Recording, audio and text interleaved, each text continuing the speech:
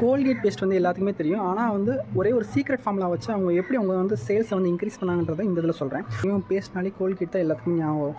So அப்படி இருக்க Colgate வந்து என்ன பண்ணாங்கன்னா, ஒரு கேம்பெயின் மாதிரி வச்சாங்க சயின்டிஸ்ட்டுக்கு எல்லாத்துக்குமே.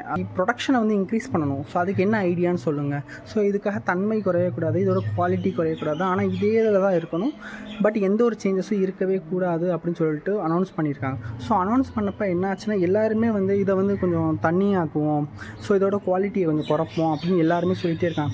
ஸோ யாருமே சாட்டிஸ்ஃபைடே ஆகவே இல்லை. அப்போ ஒரே ஒரு சயின்டிஸ்ட் மட்டும் என்ன சொல்லியிருக்காரு, இந்த மேலே இருக்க ஓட்டையை மட்டும் கொஞ்சம் பெருசாக்குனா போதும் அப்படின்னு சொல்லியிருக்காரு.